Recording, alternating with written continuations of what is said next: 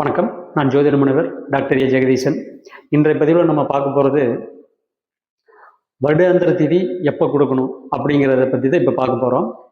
இந்த திதியில் கொடுக்கறதுலேயே நிறைய குழப்பங்கள் இப்போ நடந்துட்டுருக்கு.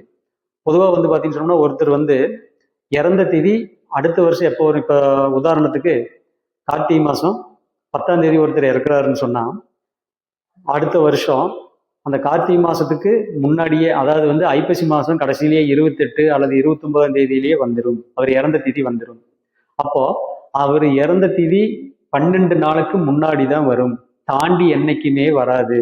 என்ன கேட்டீங்கன்னா, தாண்டி வரக்கூடிய திதி இவர் இறந்த திதியை விட மாறிட்டே வரும். அதாவது கார்த்திகை மாதம் 10ஆம் தேதி தசமி தேதி வளர்வரைன்னு சொன்னா, அதே மாதிரி அடுத்த வருஷம் ஐப்பசி மாதம் 28, 29 வரக்கூடிய திதி கண்டிப்பா பார்த்தீங்கன்னு சொன்னா வளர்வரையில தசமி திதியாத்தான் இருக்கும். அந்த திதியில தான் கொடுக்கணும்.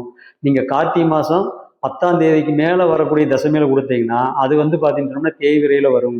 அப்போ பார்த்தீங்கன்னு சொன்னோம்னா நீங்க திதி கொடுக்கறது தவறானது. எனவே நீங்க திதி கொடுக்கறது எப்பவுமே 12 நாளைக்கு அல்லது 13 நாளைக்கு முன்னாடி வர்ற திதியில தான் நீங்க கொடுக்கணும். அதாவது ஒருத்தர் உயிரோடு இருக்கக்கூடிய கணக்குக்கு தான் நம்ம திதி கொடுக்கணும்.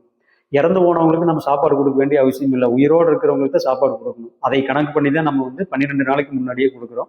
அதே மாதிரி பார்த்தீங்கன்னு சொன்னோம்னா வீட்டில் தர்ப்பணம் எப்போ கொடுக்கணும். அதாவது இப்போ நீங்கள் திதியெல்லாம் கொடுத்துட்டு முதல் வருஷ திதி பார்த்தீங்கன்னு சொன்னோம்னா வேறொருலையோ இல்லை உங்களுக்கு விருப்பப்பட்ட இடத்துலையோ போய் கொடுத்துட்டு வீட்டுக்கு வந்துட்டு மதியம் பார்த்தீங்கன்னு சொன்னோம்னா 2 to 2:48 இந்த டைமில் தான் நீங்கள் காகத்துக்கு சாப்பாடு வைக்கணும். இந்த காகத்துக்கு சாப்பாடு வைக்கிறத கரெக்டான டைம்.